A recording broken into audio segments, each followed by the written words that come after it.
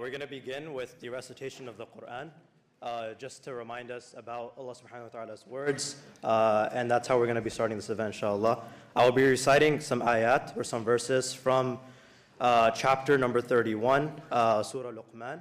And these verses are going to be talking about the advice that Luqman gave to his son. And Luqman, the scholars differ about who he was. Some say that he was a prophet. Allah subhanahu wa ta'ala talks about him as a wise person.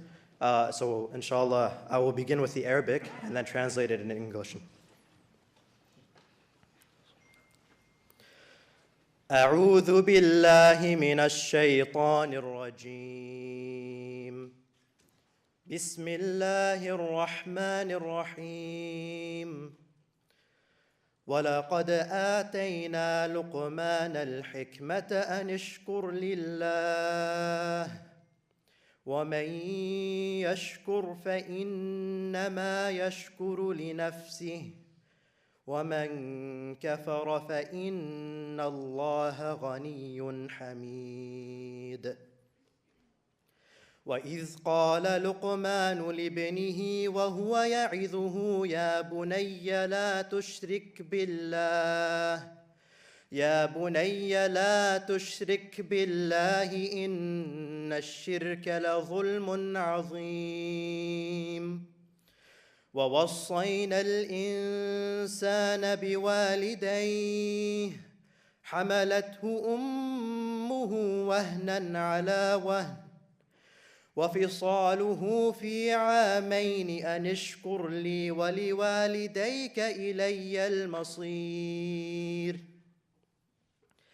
وإن جاهداك على أن تشرك بي ما ليس لك به علم فلا تطعهما وصاحبهما في الدنيا معروفا واتبع سبيل من أناب إلي ثم إلي مرجعكم فأنبئكم بما كنتم تعملون يا بني إنها إن تك مثقال حبة من خردل فتكن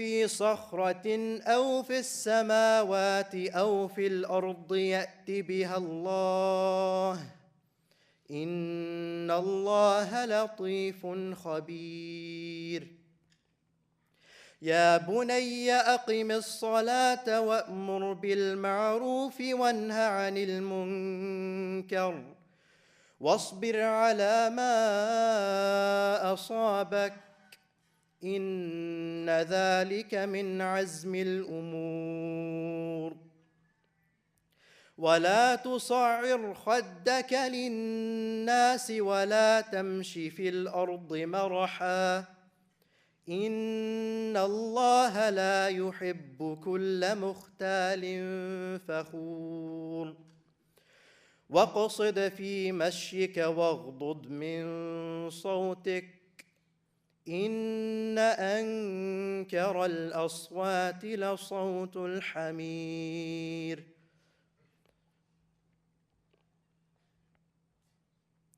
So in these verses, Allah subhanahu wa ta'ala begins by talking about Luqman, mentioning that, and we have certainly given, we referring to Allah subhanahu wa ta'ala, we have certainly given Luqman wisdom and said, be grateful to Allah.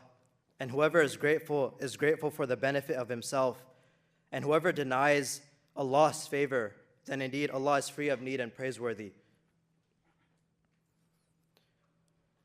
And mention, O Muhammad, when Luqman said to his son while he was instructing him. So now Luqman begins his advice to his son. He begins by saying, O my son, do not associate anything with Allah. Indeed, associating with him is a great injustice. So the first advice that he gives him is that he's already starting off with the fact that associating anything with Allah subhanahu wa ta'ala is one of the greatest atrocities someone can commit. And this is the foundation of his advice that he begins with. Before telling him anything else is his belief in Allah subhanahu wa ta'ala. And we have enjoined upon man care for his parents. his mother carried him, increasing her in weakness upon weakness, and his weaning is in 2 years. Be grateful to me and to your parents, and to me is the final destination. But if they endeavor to make you associate with me that of which you have no knowledge, do not obey them, but accompany them in this world with appropriate kindness, and follow the way of those who turn back to me in repentance. Then to me will be your return, and I will inform you about what you used to do. And now Luqman is giving advice to his son about the importance of parents, and how after having your belief in Allah subhanahu wa ta'ala and understanding that you're not allowed to associate anything with him, the advice he gives them is having kindness towards your parents, regardless of what they tell you to do or how they act towards you, with the exception of them nullifying the first advice that Luqman gave, which was to associate partners with Allah subhanahu wa ta'ala. And Luqman said, O my son, indeed if wrong should be the weight of a mustard seed and should be within a rock or anywhere in the heaven or in the earth, Allah will bring it forth. Indeed, Allah is subtle and acquainted.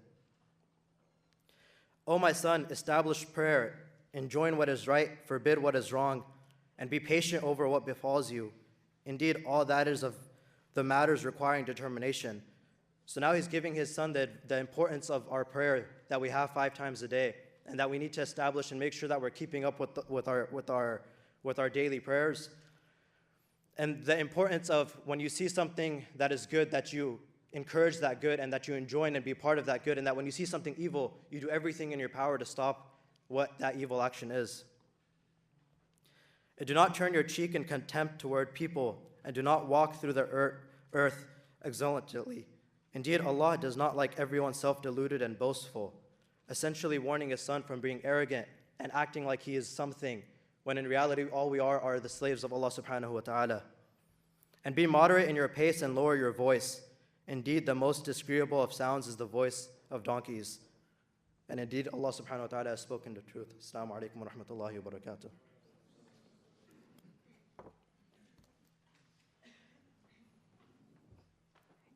Assalamu alaikum.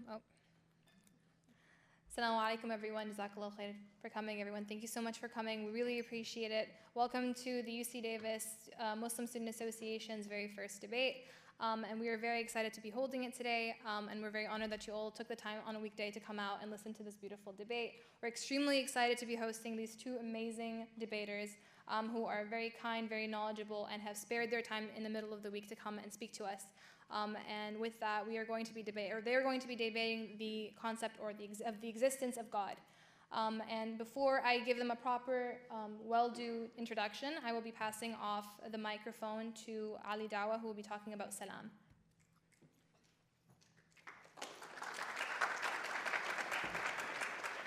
It's on.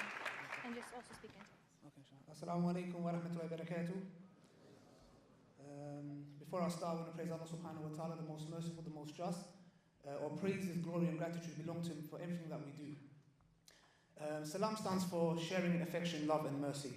And that's what we're here to do, inshallah.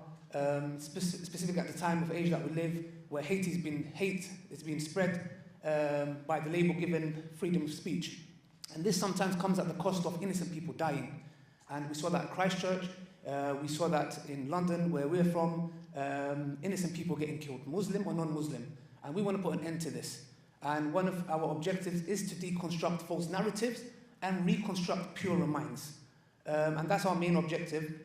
And I just want to thank every single one of you guys for coming. You can check our website, salam.org.uk. Inshallah, we're planning on setting up a team in California. This is a beautiful country. We absolutely loved it. The food, is it the macaroons? Yeah, raspberry flavor. Absolutely amazing. And I want to thank Brother Ali and the team. Every time I crave it, they get it for me. So inshallah, it'll be a successful debate, inshallah. And we want to thank, I'm not going to say uncle, because he looks quite young, mashallah. Brother Edward, yes, for coming. And yeah, inshallah.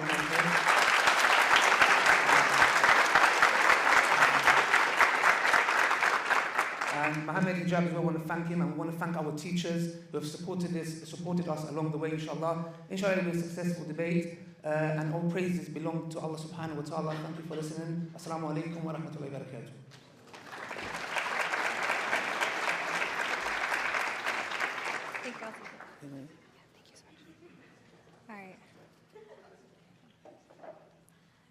Thank you very much for that. Jazakallah khair. So first we'll be introducing Brother Muhammad Hijab. Muhammad Hijab is a debater and public speaker who engages in discussions and polemics on a wide variety of topics, including religion, politics, and society. He completed a politics degree and a master's in history from Queen Mary University. He has taught and instructed courses on humanities and languages in many contexts. He has numerous ijazas in some Islamic sciences and has studied in numerous Islamic seminaries, including the Shinqiti Institute, which employs a traditional Mauritian style of teaching the sacred sciences.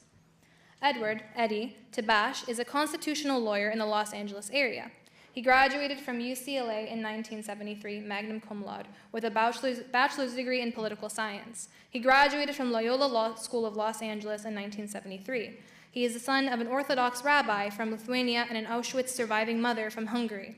After decades of spiritual reflection and seeking, he has determined that the universe is natural, with no supernatural being or beings, no god or gods, involved in the creation or perpetuation of our existence. He chairs the board of directors of the Center of Inquiry Transnational, a worldwide organization of secular humanists and scientific skeptics. He is also known for his legal work in separation of church and state cases, in which we seek to preserve the equality before the law of both believers and non-believers. He promotes a secular society based in science, reason, and inquiry. Maintaining strong conviction in this, he's an integral leader to several associations which exist to separate church and state. A part of his work in separation of church and state has specifically been in opposing Trump's Muslims ban. And mashallah, they're both extremely qualified, and we're very, very excited to have them both in this debate. And for this reason, we would like to also request a certain level of boundaries and guidelines for the event, inshallah, to make sure that it goes as smooth as possible for both of our speakers. And that we ask that everyone be as respectful as possible to both of our speakers by doing a number of few things. So we would like everyone to please, if possible, please do not shout, heckle, boo, scream, cause any form of ruckus against either speakers in order to respect their time, their knowledge, and everything that they're doing for us today. If people are causing issues, unfortunately, we will have to have security escort you out in respect for both of our speakers. Also, another request that we have is that if you would like to clap, please feel free to, but only after the speaker is completed with what they're saying, simply because there is a time frame that each of them has to be able to get their points across, and we do not want to disadvantage either speaker by limiting the other speaker's amount of time through clapping and waiting for people to stop talking. And with that said, please, jazakallah khair, thank you so much for coming. Thank you, everyone. We really appreciate it. And then I will be passing off the microphone to our moderator, which is Adnan Perwez.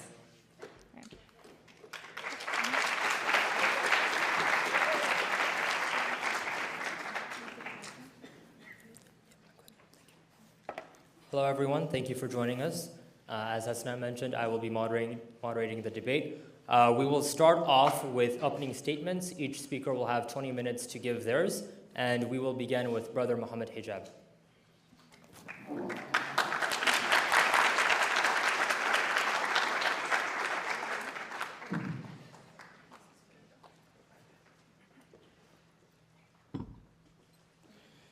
Assalamu alaikum wa rahmatullahi wa barakatuh.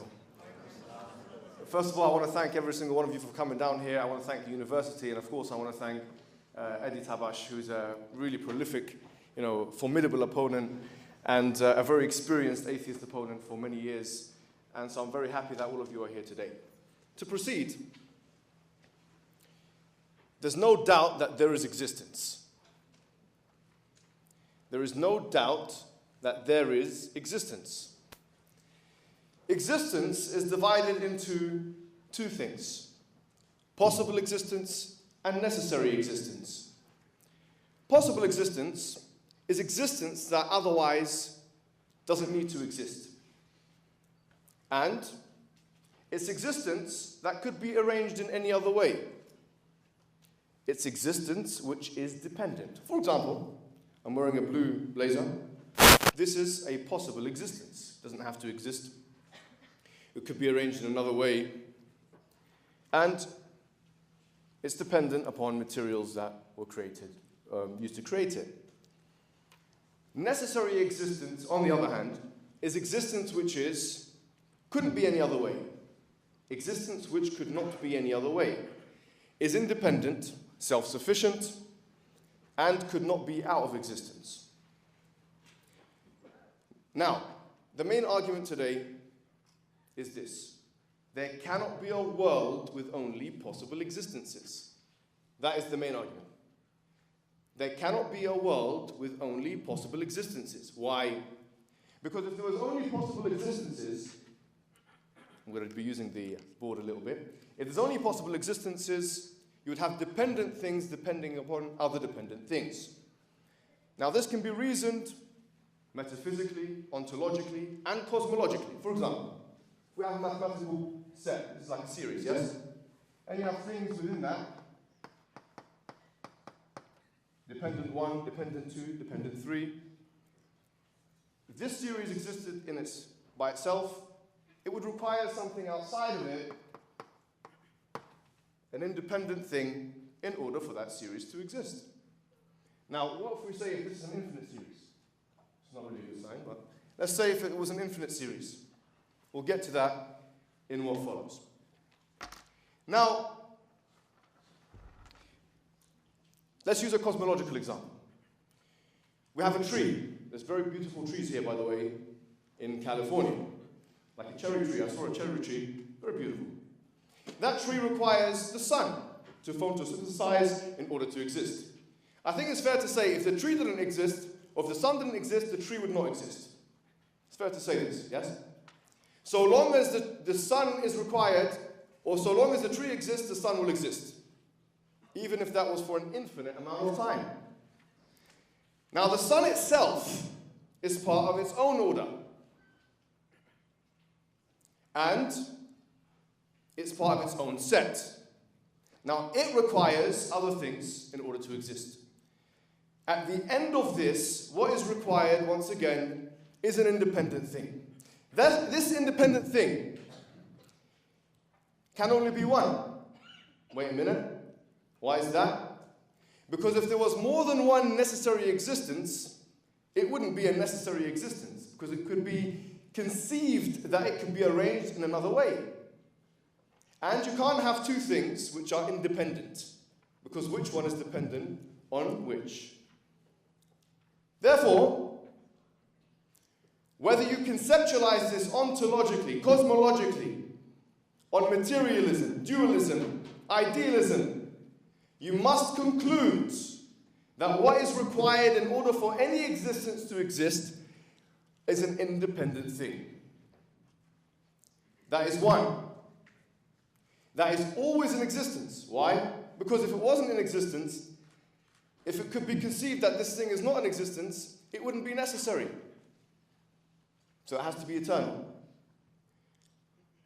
And it cannot be made up of parts. Why? Because anything which is a compound is generated. Anything that's made up of parts is dependent on those parts. That's point number one. And point number two, if it was a possible existence, if it's made up of parts, you can imagine those parts being arranged in a different way. Therefore, it falls into the category of possible existence. To summarize, you require an independent thing outside of the series of dependent things in order for any existence to exist. This thing must be one. It cannot have parts. It must be immaterial, incorporeal. What else must it be? It must be eternal. Now this is what the Quran says in its basic definition of God. قُلْ هُوَ اللَّهُ أَحَدٌ. Say He is God, one and only. Allahu Samad. The one who's independent, self-sufficient. Everything depends upon Him, and He depends upon nothing. لَمْ يَلِدْ وَلَمْ يُولَدْ. He begets not, nor is He begotten. He is the eternal one, pre-eternal, post-eternal. وَلَمْ يَكُنْ لَهُ كُفُوًا أَحَدٌ. And there is nothing like Him. He's immaterial. He's not composed of parts. He's incorporeal. So you see, this is the argument. If this argument is cracked, I have lost the debate. This is my main argument. Everything goes back to this argument, which goes back to the basic definition of God. What must be presented is a formulation, whether it's a cosmological one or an ontological one, which shows us how it's possible that only possible existences can exist without the independent. If that's done, I'm ready to be an atheist today. Now, the Quran says in chapter 52, verse 35, أَمْ خُلِقُوا مِنْ غَيْرِ شَيْءٍ. أم هم الخالقون أم خلقوا السماوات والأرض بل لا يوقنون. Were they created from nothing? Or were they themselves the creators of themselves? Did they create the heavens and the earth? Certainly they have no certainty, saying that the atheistic position is one of mere speculation. You can never achieve certainty with atheism. Why? Because in this logical disjunction you have four options. Either the universe came from nothing, which is impossible, ontologically, mathematically, and cosmologically. It's not possible. No one has argued this really. It's a weak argument. I don't think my interlocutor with his experience will go there. He's very prominent and very experienced. He won't go there. And, or, is it eternal? Can it be eternal? Well, let's say it is. Wait a minute, what did you say? Did you concede to that? Yes, no problem. Even if it was eternal for the sake of argument, is it dependent or independent? You still have the problem here. But my interlocutor is a naturalist, so he believes in the beginning of the universe. So that's not a problem for us. What other option do we have? Is it self-created?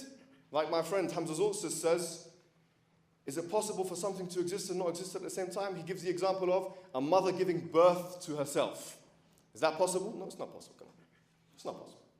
So the other thing is, it was put into existence by something which had the ability to do so.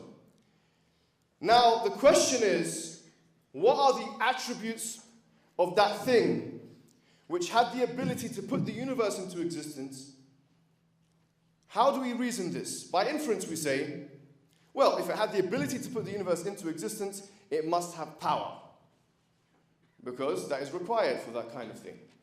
It must have creative capacity. It must have knowledge. It must have knowledge. So you see, we start to have a formulation. A question now we have to ask is, why is the universe one way and not another way? It's conceivable, for example, you see you have celestial spheres in the universe. They're rotating in one direction. We can conceive and imagine of the possibility of all of the celestial spheres in the universe going the other way, for example. We can imagine that. So why is the universe one way rather than another way? I will tell you that the only rational explanation for that is that there is an external particularizer of the universe. Say that one more time. That there must be an external particularizer of the universe to choose between different options, possible options. Because then you have no explanation for why the universe is one way rather than another way. You have to have an external sorting agent. You have to have an external what? Sorting agent that decides X rather than Y. Otherwise, the question will be, to the atheist, how can you prove on naturalism, or how can you explain on naturalism that the universe is one way rather than another way? It's a very straightforward question. Now, here's the thing. If we know that there is an external sorting agent, this implies will of this agent. And if there was more than one will, there would be a chaotic universe. As the Quran says, بعد أعوذ بالله من الشيطان الرجيم لو كان فيهما آلهة إلا الله لفسدتا فسبحان الله رب العرش عما يصفون. If there was more than one of them, the universe would have been corrupted. The heavens and the earth would have been corrupted. Chapter 21, verse 22. How? Because if there's more than one will, ultimately, which one is steering the ship? There would be chaotic order. The Quran also says, لَعَلَى بَعْضُهُمْ عَلَى بَعْضٍ in chapter 23, verse 91. If there was more than one Almighty, they would have outstripped one another, attempted to outstrip one another for power. So in other words, you can't have more than one of those things for those reasons as well. And this brings me to my third point, which is the argument of the physical coherence of the universe, which is a Quranic argument. Because today I'm just going to be sticking with the Quran.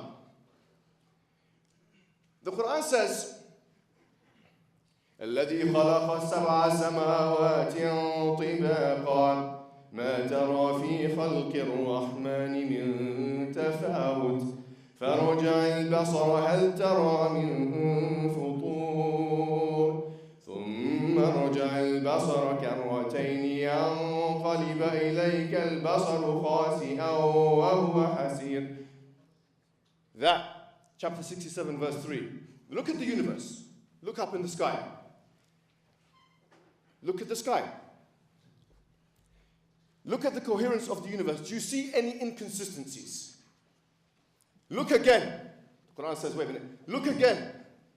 Let me look. Let me see. Is there any inconsistencies? Now, I thought about this verse.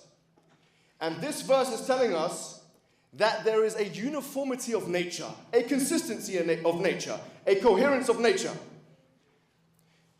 The fact that the universe is uniform and coherent is not known by science. It's presupposed by science. Wait a minute, what did you say? Let me say it one more time.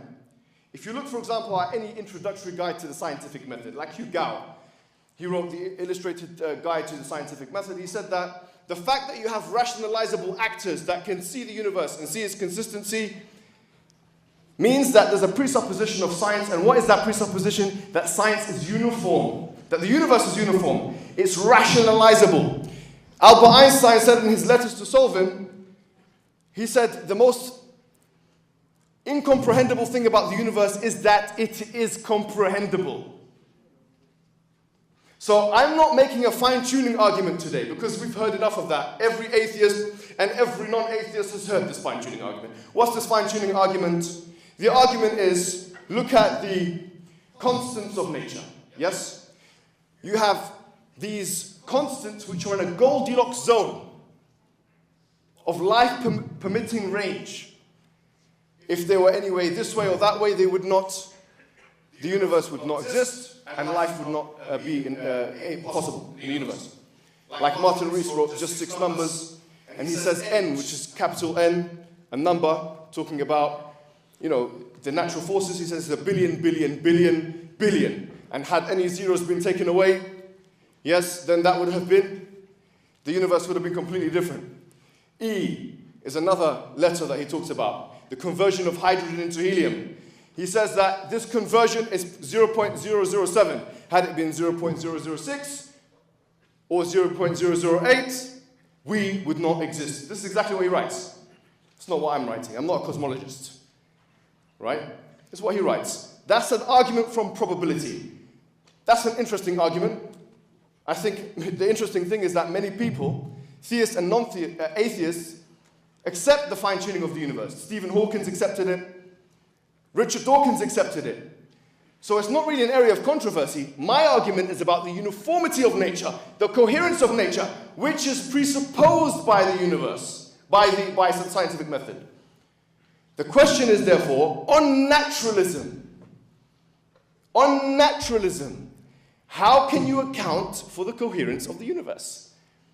You can't say, well, the universe just is, like Bertrand Russell said, because that is a circular argument, frankly. It's a cop-out. I'm asking for an external explanation. We're rational people. We should be able to explain. If naturalism has the ability to give us these answers, then surely we should be entitled to such answers. Now, I've got 5 minutes left, and I've made my arguments. To reiterate, my main argument today is the argument from contingency. And it's not one that Leibniz formulated. It's a different kind of argument from contingency that many Western people are not familiar with. It's from our tradition. And frankly, the main question is this. The question is, how can you explain a world, either ontologically or cosmologically, naturally, that only has possible existences? That's the question. If you can prove it, you've cracked the argument. Now, I know I've been watching his videos. He's an incredible speaker. And because he's a lawyer, he's got that charisma that when he starts speaking, I might have to run away, actually. Incredible speaker. But I know, I have a feeling of what he's going to talk about, and I think it's going to be the problem of evil. Right? Now, Epicurus an old Hellenistic philosopher. He had the logical form of the problem of evil. And the logical form went as follows, that if God is omnipotent and all good, then if he's omnipotent, why does he not stop the evil? If he's all good, then how comes evil exists? The answer to that question is as follows. I'm going to give it to you right now. God is not just those two things, he's also all-wise. So, in order for the problem of evil, from an Islamic traditionalist perspective, to be unlocked or to make sense from a logical perspective, you have to show logically, or naturalistically, or cosmologically, or mathematically, or inductively, or abductively, any way possible. How evil, the existence of evil, contradicts the divine wisdom. That's how it goes. We don't believe in a God with three attributes, goodness, or two attributes, and omnipotence only. That's not the God we believe in. So we have to show, otherwise it's an emotional argument. Now, the other thing he talks about is the divine hidedness. Why is God hidden from us? Now, we believe in the fitrah as Muslims. The immediate knowledge of God, the intuitive knowledge of God. And by the way, this is a Muslim-specific belief. We believe that we are born believing in God. We have the immediate knowledge of God. And that society strays us away from that knowledge of God. So the Quran, for instance, or the prophets come to reinforce what we already knew primordially, if you like. Primordially, from a psycho-spiritual perspective. So God is not hiding. In fact, he's reminding us. And the Quran says, وَمَا كُنَّا مُعَذِّبِينَ حَتَّى نَبْعَثَ رَسُولًا. If an atheist dies as an atheist, and according to us, if he dies as an atheist, he's not heard the message of Islam, he does not go to hell straight away. We can't say this. It's not our belief. So God is not hiding according to us. So these are the two things I'm anticipating he's going to be raising up. So I'm preempting it. And finally, what I want to say, and we'll talk about this, by the way, the fitrah, the immediate knowledge of God, because there is empirical evidence of that. By the way, Justin Barrett has many interesting books on this. He says that there is a divine receptivity to God. And he done studies with children cross-culturally and found that children naturally believe in God. So atheism on this idea is a social construct. Atheism is a cultural construct. So finally, I want to say that the Quran promises us in chapter number 41 that Allah will show us all the way. In other words, his signs. He says, سنريهم آياتنا في الآفاق وفي أنفسهم سنريهم آياتنا في الآفاق وفي أنفسهم حتى يتبين لهم أنه الحق. That we will certainly show them our signs in the horizons and in themselves until it's made patently clear that this is the truth. I hope today we can be as sincere as possible and be open to this. And I hope now that we go back to that question of how there can be only possible existences. I leave it to Edward for the response. Thank you very much.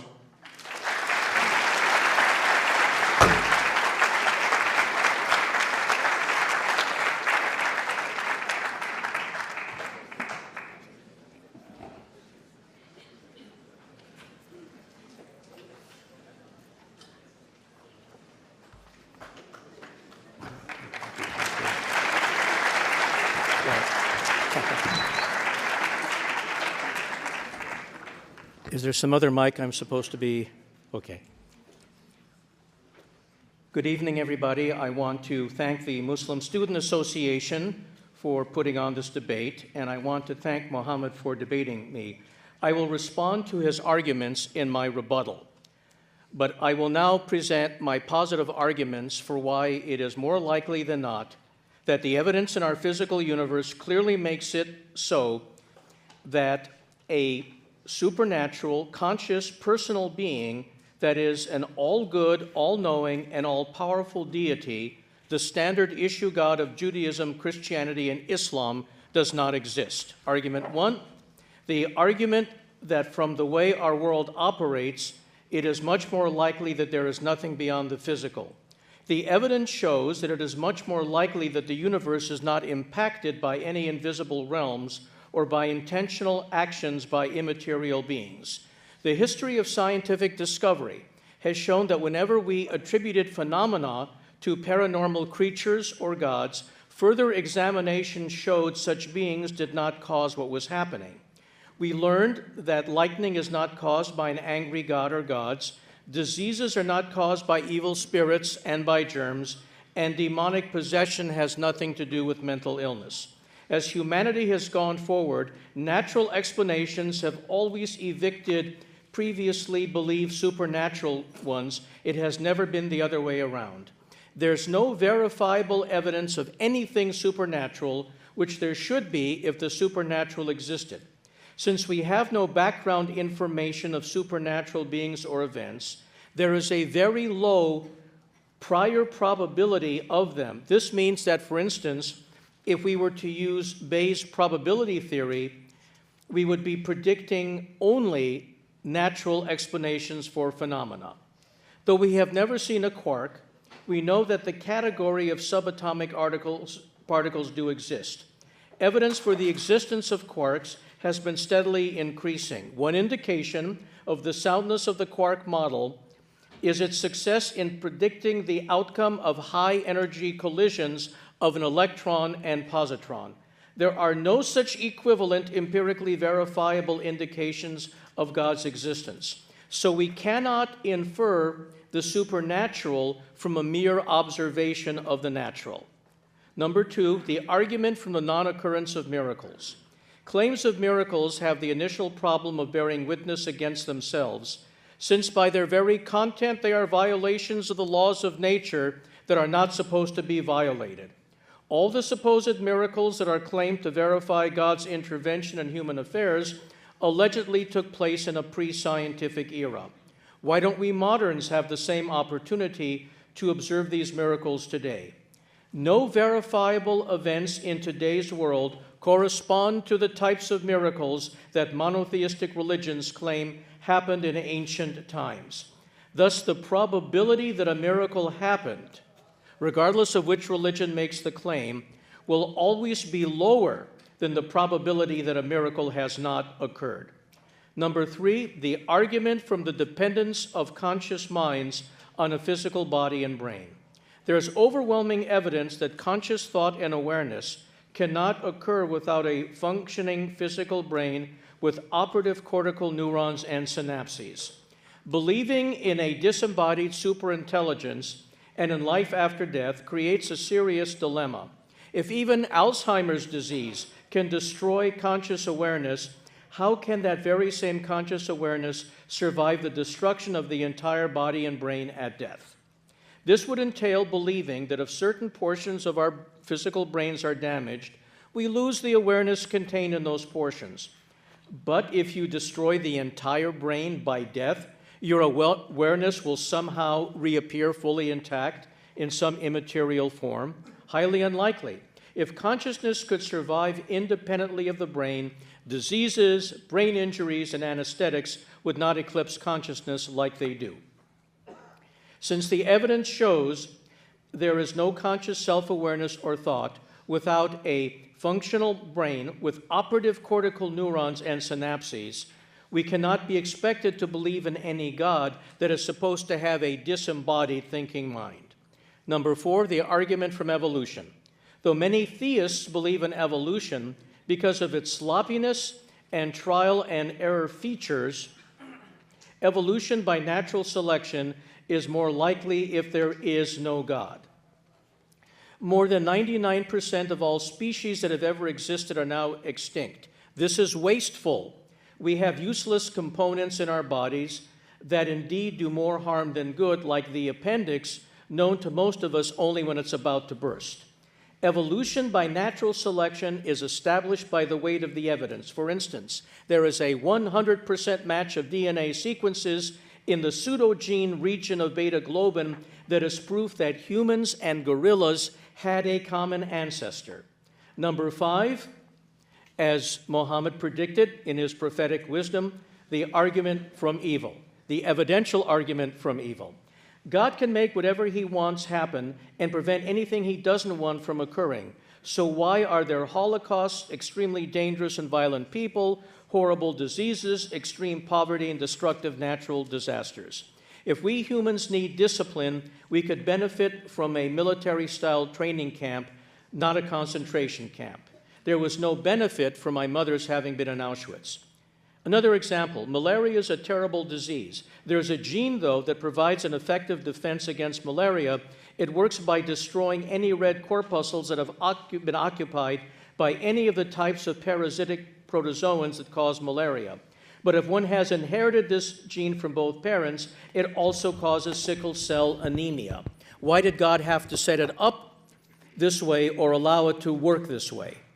To attempt to justify or explain the horrendous evil and suffering in the world, the theist must be able to show that God, even with unlimited power, could not have prevented an even greater evil, but for the horrible evil and suffering he actually created or allowed, or with unlimited power, God could not have brought about a very great good, but for the horrible evil and suffering God actually created or allowed. Here, the theist must also be able to show that the very great good that could not, but for this horrible evil and suffering, take place, was indeed such a great good as to morally justify subjecting the victims to the agonizing pain they have to endure. If we take the concept of God's omnipotence seriously, this is a very high burden for a supposedly omnipotent being to meet. The argument, number 6, from divine hiddenness. A God that wants us to know that this God exists and wants a relationship with us would not withhold evidence of the divine existence and would understand just what evidence many of us would need in order to be able to believe. If God exists and created me, God knows my mind and knows that right now I couldn't believe in God, regardless how much I wanted to, just like I couldn't believe in space alien visitations to Earth because of the absence of any evidence showing these things to be true. God's not being forthcoming with the evidence that would enable me to believe that God exists, while knowing that I can't believe in the absence of such evidence is more consistent with God's non-existence than with the existence of a God that wants me to know him, her, or it. If your mother told you that your father, whom you've never met or spoken to, loves you very much and wants a father-child relationship with you, but just has been too busy to ever come to see you ever since you were born, let's say around your 18th birthday, you would probably conclude that your dad really doesn't want a relationship with you. We can actually see the reality of human fathers on a daily basis, so even if the dad in the above scenario is always absent, we can believe he exists. We don't have the same evidence that a God exists. So if we are told there is a God who loves us and wants relationship with us, but that God never provides us with direct evidence that it exists, when such an all-powerful God could easily provide that direct evidence, we are justified in doubting the existence of that God and doubting the desire of any such God to want a relationship with us. Divine hiddenness also furthers the argument from evil. If God exists, such a being would know that unanswered questions about why there is so much evil and suffering prevent many of us from believing in such a God. We have a right to expect that a perfectly good God would not allow such horrendous evil and suffering without morally sufficient reasons. If we are not told what those morally sufficient reasons are, then it is more probable that a perfectly good God that wants to be believed in and worshiped does not exist. 6.1, the argument from religious confusion, a subset of divine hiddenness. There is so much disagreement over which religion is true, and even over which branch of a given religion is true. If God exists and wants us to know its will and follow divine decrees, we are justified in expecting that this deity would not allow so much confusion over who that God is, what that God wants us to believe in, and what that God wants us to do. The presence of such rampant confusion is more likely if a God that wants us to know its will does not exist. So Catholics believe that when the Pope speaks ex cathedra, he's infallible. Protestants reject the concept of a Pope. If only one of these is true, God should make clear to Christians which one it is.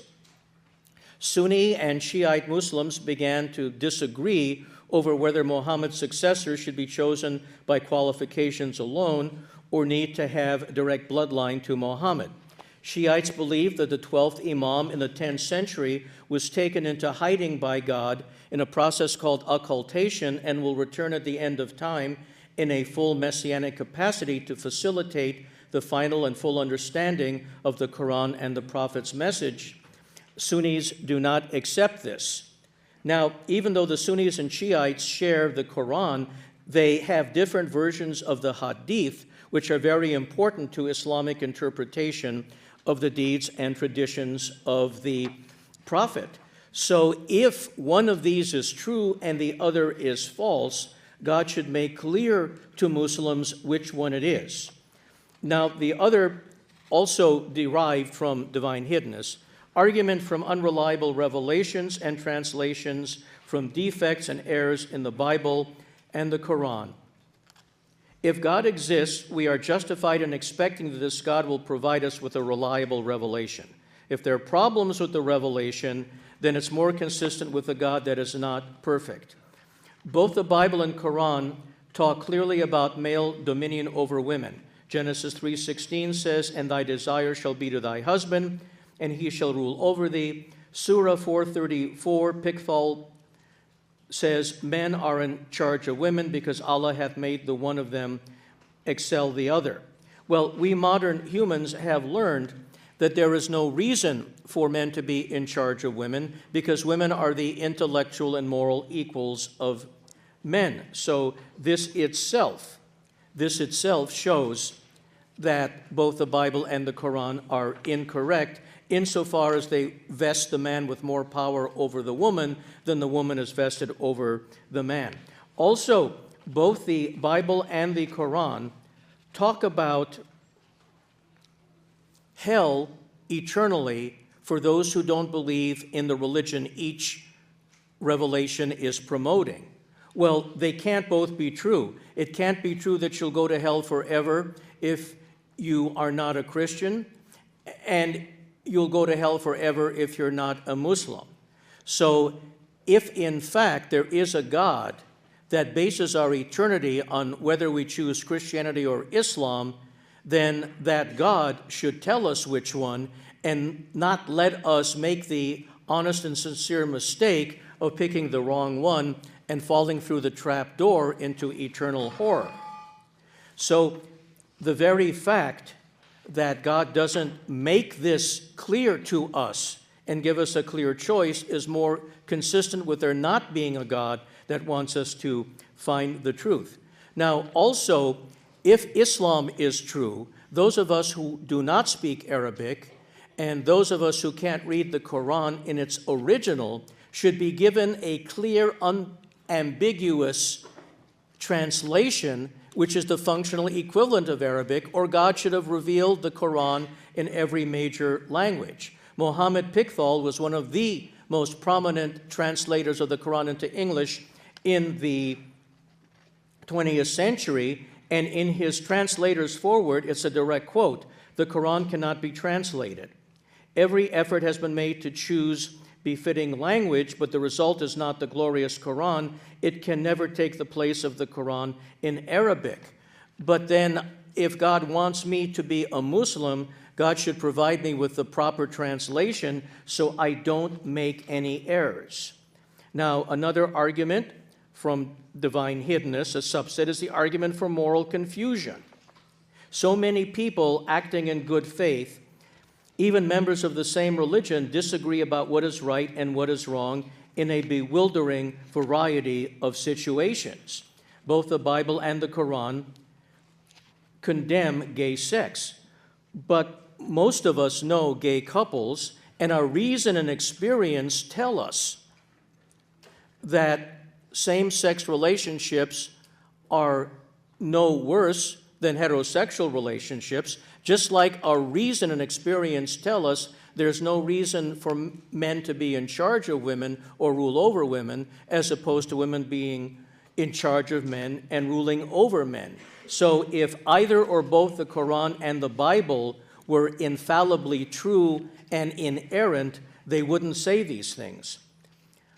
Argument 7, argument from scale, or the argument from human insignificance. 68% of the universe is dark energy. 27% is dark matter. So a scant 5% of the universe is even conceptually accessible by us. Of that 5%, virtually all of it is comprised of empty space, which is instantly lethal to human beings. So 99.359 of the universe is basically off limits to humans. Our galaxy contains around 300 billion stars. Our galaxy is one of 100 billion galaxies in the observable universe, and we have no access to any of this. Mathematically, we are just 1 part in 100, followed by 39 zeros of the universe. There are 20 septillion planets in the universe. That's 20 followed by 24 zeros. Why would God need such a literally astronomical number of excess planets if we are the core of God's creation and concern? The universe is 13.7 billion years old. The Earth is 4.6 billion years old. We humans have been around for maybe 200,000 years. If we are at the center of creation and of God's concern, why did God wait 13.7 billion years for us to appear? An all-powerful engineer would not have needed to suffer this kind of inefficiency. Remember, we are speaking of a God that's supposed to be all-powerful. Argument number 8, the argument against the existence of a transcendent person. A person is by very definition a being who thinks and performs actions, and that in turn requires being in time. So how could God have deliberately created anything if there wasn't an environment of time and space in which to operate sequentially so A could cause B? If the theist says that God exists in and functions in some unknowable metaphysical time, for which of course there's no proof, then the theist is conceding that God is not completely transcendent, since God operates in some nebulous context which corresponds to time. A being that is outside space and time is not working within a framework in which anything can be caused by anything else. So we can see that the overwhelming weight of the evidence in our physical universe makes the predictive power of atheism much stronger than that of theism. We see, for instance, that the universe is not perfect. Most of it is lethal. We also see that within 5 billion years, the sun will burn out, which means the earth will cease to exist. I don't see much perfection in that. So probabilistically, taking the totality of the evidence, it's far more likely than not that we live in a natural, not a supernatural universe, and that an all-powerful, all-good, all-knowing, self-conscious God does not exist. Thank you.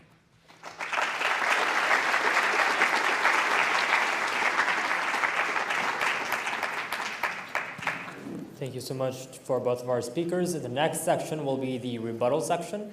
Each speaker will have 10 minutes to counter the other speaker's argument that was presented during the opening statement. We will begin with Mohammed Hijab and then Edward Tabash. So, Mohammed Hijab.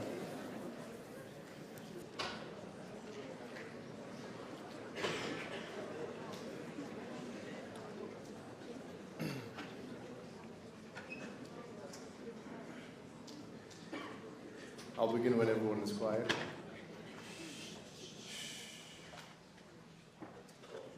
All right, so Edward made 8 points, 8 arguments. I'm going to respond to each and every single one of them. The first one, the verifiable evidence of something which is supernatural, which links to his second point, which is the non-evidence of miracles. I'm going to prove today that Edward believes in miracles. What did you say? Let me say again. Edward believes in miracles. What is a miracle? According to Edward and according to David Hume, it's a violation of the laws of nature. It's a violation of the laws of nature. What is a miracle? Something which goes outside the 5 senses, which can't be really detected by science. Because naturalism, according to the Oxford Concise Companion, or philosophy, is something which can only be seen by science. The Quran responds. It says, وَضَرَبَ لَنَا مَثَلًا وَنَسِيَ خَلْقَهُ قال من يحيي العظام وهي رميم قال يحييها الذي أنشأها أول مرة وهو بكل خلق عليم. He says, they say to us, they say, he struck an example, and they say, who's going to raise the dead when it becomes dust? The one who gave it life the first time. Now let's think of this. Have we ever seen the transition from chemistry to biology? No. This is referred to as abiogenesis. Yes? When chemistry becomes biology. Every study of biology presupposes this. Because if there's no such thing as a movement from chemistry to biology, there cannot be biology. Therefore, the dead became the living. Have you seen that? No. Have you sensed that? No. Is it scientific? No. Do you believe in it? Yes. It's a miracle. Just like Jesus raising the dead, it's a miracle. Just like the day of resurrection, it's a miracle. So just as all of those things will happen, the Quran says you can believe in all of that. It's premised on the movement from a non-living chemistry to a biology. You believe in it. We all believe in miracles. If that is how it's defined, and that's how he defined it. Number 3, the dependence of conscious minds on the brain, which is a philosophical discussion, frankly. Raymond Tallis, who wrote a book called Aping Mankind, he's a neuroscientist. He asked the question, if consciousness is in the brain, where is it in the brain? What's the natural explanation for where consciousness is in the brain? Really, frankly, the idea that you can lose consciousness through anesthetic and then being not in a state of consciousness is refuted by dreams, the existence of dreams. I close my eyes, but I see. How can you explain dreams? This is the problem of hard consciousness, the hard problem of consciousness. You can't bypass the academics. This is something that philosophers have been talking about since time began. Number 4. That the argument from evolution doesn't contradict theism. But which evolution are we talking about? Darwinian evolution after the 1960s? One thing will refute this. The problem of induction. Science has the problem of theory-ladenness, of induction, of interpretation, all of these things. You can't say that it's definite, and he didn't say that. He was careful in his wording. He says most likely. But that could be reformulated. If new data is found, it could be reinterpreted. It has been reinterpreted. In fact, there's more likelihood that our evolutionary conceptions will change. So you can't really use this as an argument. The argument from evil. What is evil? Here's the thing, ladies and gentlemen. On naturalism, evil does not exist. It's a cultural construct. It's a social construct. Look at the works of Bertrand Russell, of Nietzsche, postmodernists. Even Richard Dawkins in The Blind Watchmaker, he says there's no such thing as good. There's no such thing as evil. It's all pitiless indifference. That's what he says. Why? Because on naturalism, you cannot put morality under a microscope. There's no way of ascertaining that there is any morals on naturalism. There is no objective morality. What evil are you talking about? But for the sake of argument, let's say, okay, fine, evil exists. But we said it's not incompatible with wisdom of God. The Quran says again, هو الذي خلق الموت والحياة ليبلوكم أيكم أحسن عملا. He's the one who has created life and death to see which one of you is best in deeds. If there was no evil, there would be no test. If there would be no evil, there would be no free will. What's the point of life then? What is the purpose of this? كل نفس ذائقة الموت ونبلوكم بالشر والخير فتنة وإلينا ترجعون. Everyone is going to die. Quran says, wait a minute. Everyone's going to die. I'm going to die. Eddie's going to die. You're going to die. And we will test you with good and evil as a test. And then you'll come back to us. It's a test. Without evil, there is no test. Next, divine hiddenness. We've already covered this. The fitrah. We're all born with the predisposition of God. There is evidence for this. Paul Bloom, Justin Barrett, many people have already said, we have analyzed empirical evidence of children, what is their natural instinct? It's mentioned, Justin Barrett says, they have a natural receptivity. They have a natural receptivity to the divine, a non-anthropomorphic God, not Jesus. not Buddha. We have natural inclination to God. And then that's reinforced by the prophets. That's the Islamic narrative. The prophets came to remind us of what we already knew. It's a dhikr. The Quran is a reminder. Just like if you were separated from your parents or your mother, and then you're reunited with her, she is by natural instinct. And the same thing with God. So we talked about divine unreliable revelations. I agree with this point. There are unreliable revelations, but I would want to see how that is the case with the Quran. There was no argument there. Chapter 4, verse 34, it's a bad translation, man in charge of women. There's only one translation, I think, or two. It's men are maintainers and protectors of women. And frankly, if you didn't believe this, you wouldn't draft men to the army in America. Men protect women, and they have done so. It's not saying that they're better than them. The Quran, and the Prophet said, إِنَّمَا النِّسَاءُ شِقَائِقُ الرِّجَالِ Men are equal to women. So, I mean, the Quran says, إِنَّ اللَّهَ لَا يُضِيعُ عَمَلَ عَامِلٍ مِّنكُم مِّن ذَكَرٍ أَوْ أُنثَىٰ بَعْضُكُم مِّن بَعْضٍ. That God does not let to waste any action of a man or a woman, both of you. But anyways, go back to the idea of natural selection. On natural selection, the patriarchy on feminism is justified. Because if men can dominate women, that's a natural thing. What's the problem on naturalism? How can you justify feminism, second-rate feminism, on naturalism? That's an impossibility. You can't do it. Why not third-wave feminism? Why not the works of Judith Butler?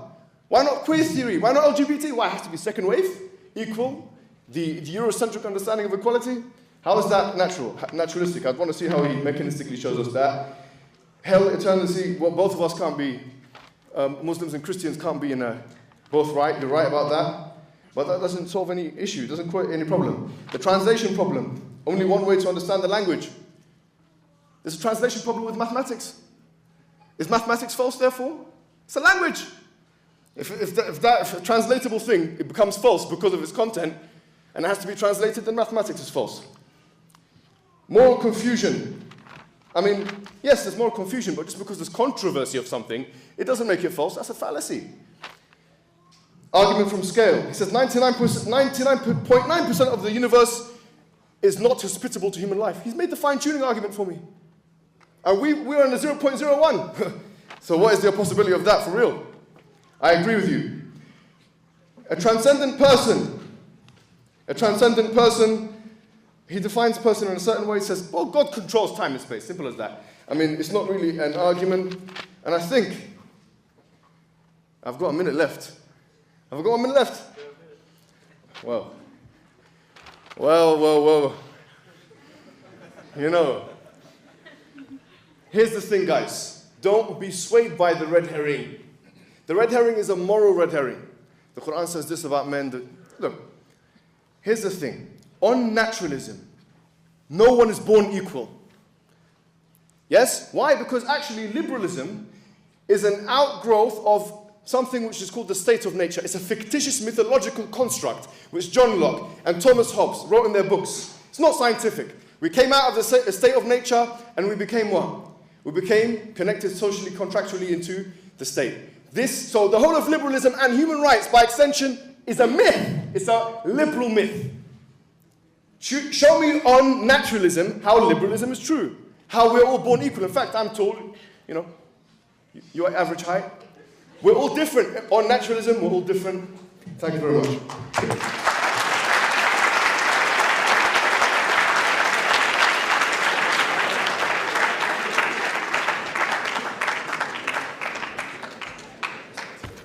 Muhammad initially said that his main point tonight was the argument from contingency. The problem is to say that there must be a necessary being for everything that is contingent requires that the necessary contingent situation plays out in an environment with cause and effect. And yet Muhammad has always said that the universe had a beginning and there was nothing before, and that God created the universe out of nothing. Here is the problem. You cannot analogize from cause and effect and necessary and contingent beings from within time and space as opposed to the very coming into being of time and space in the first place. If, in fact, the Big Bang, as is most likely, nothing preceded it, there was no time and space, you can have no cause and effect, and we can't even speak of cause and effect because there was no environment for A to cause B. Now, with respect to the notion of a necessary and contingent being, there's a problem with the concept of a necessary being. The problem is that a necessary fact cannot explain a contingent fact without introducing a new contingent fact in need of explanation. Now, let's see why this is so.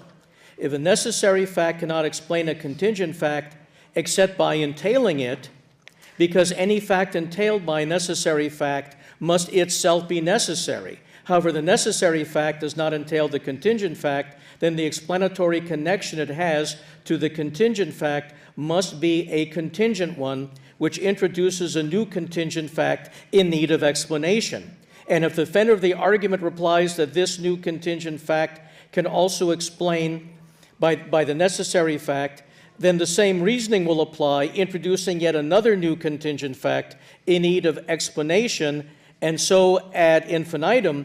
But the whole reason for introducing necessary fact in the first place was to avoid an infinite regress of explanations. Now, Muhammad said that we cannot even call something evil unless we have a moral foundation, implying that objective moral values can only exist with a supernatural being. But he doesn't explain what the connection is. For instance, I've shown you in the Bible and the Quran where, though Muhammad resists it, men are supposed to be in charge of women. I've showed you in both the Bible and the Quran where people are sent to hell forever for not just choosing the right respective religion. To say that we are in no position to judge whether God's doing that is right or wrong totally eclipses human reason. And there's another problem with that. To say objective moral values depend on God, you have to ask, is something good just because God says it is? Then it's arbitrary, and even sending sincere people to hell forever for not believing in the right religion would be okay just because God said it. Or does God always tell us to do what is good, but the standard of the good is independent of God? Then it means that objective moral values exist without being created by God recognizes them. And you can't get out of it by saying, well, no, the good comes from God's perfect nature, because we don't see that perfect nature. Now, as far as the dependence of consciousness on the physical brain is concerned, nothing mental happens without anything physical happening. There's no thought or awareness that comes into the human brain without a physical event in the brain. This is very, very important. Again, if consciousness could exist apart from the brain, then diseases and anesthetics wouldn't eclipse consciousness. Now, he talks about the coherence of the universe, and he thinks the argument from scale is not a problem. But it certainly is if, as somebody who believes in the Quran, because he quotes the Quran a lot, he believes in a God for whom humans is central in concern, then why all these excess septillions of planets? Also, if in fact the universe is so perfectly put together, why will the star upon which we depend, the sun, burn out in a very short span of time, and then after that we will die because the earth will no longer have the sun, and there can't be life on earth without the sun. Also, with respect to the whole concept of naturalism, Muhammad can't just, like I saw in one of his tapes, he tried to say that we can infer the existence of God from the functioning of the universe, just like we can infer the existence of gravity from the way gravity operates. But you see, definitionally, gravity is how I drop something, it hits the floor or hits the table. but that doesn't show that there is a supernatural source behind it. In terms of the laws of nature, the constants and the fine-tuning, as far as that's concerned, well, the laws of physics as they appear cannot be violated, but if they are, and if you change one constant and the other, studies have shown you can still have life. For instance, there was a study that showed that you can eliminate the weak nuclear force, one of the four forces, and stars could still form. If stars could form and explode, becoming supernova, then planets could still come about. We've also seen that there is an argument from cosmic inflation, which has been demonstrated, the cosmic microwave background, and the way inflation works with quantum mechanics, that there could be a multiverse, numbers and numbers of individual universes, each with their own pockets of different physical laws. This hasn't been established by proof, but yet it is a better argument than theism because it has a basics in physics and it has natural laws that are explainable. The other thing that Muhammad has not yet addressed is he would have to admit that in 99% of all instances in human technological process, when science has looked for an answer, it has found a natural answer. So what would be those instances that differentiate the need for a natural answer to a supernatural one? In other words, if we look at a cell or a bacteria, the way it behaves, natural explanation. But we look at something else and our answer is only God did it. There's a world of difference between looking at the fact that planets revolve around the sun and that stars don't fall out of the sky except when they explode as supernova, and going outside right now and seeing the constellations saying, Eddie and Mohammed, you're both wrong, you better become Mormons. There's a world of difference between those two. That would be a supernatural event. Also, Muhammad has never been able to, and I don't blame him because no one can show how if in fact consciousness depends on a physical brain, how the greatest intelligence in the universe can exist and think and function without a physical brain. How can there be a God that doesn't have cortical neurons and synapses? How does God think when all the evidence shows that the occurrence of thought requires cortical neurons and synapses? And also, if God is outside of space and time, God cannot be a personal being, because by very definition, a personal being is defined as something within space and time that has limits. So again, naturalism prevails over supernaturalism by the weight of the evidence. And we can see that there has never been any verified supernatural occurrences, and we have seen no evidence of any mental process that can exist in a disembodied state. So the evidence to date makes it more likely than not the universe is natural, not supernatural, and there is no God. Thank you.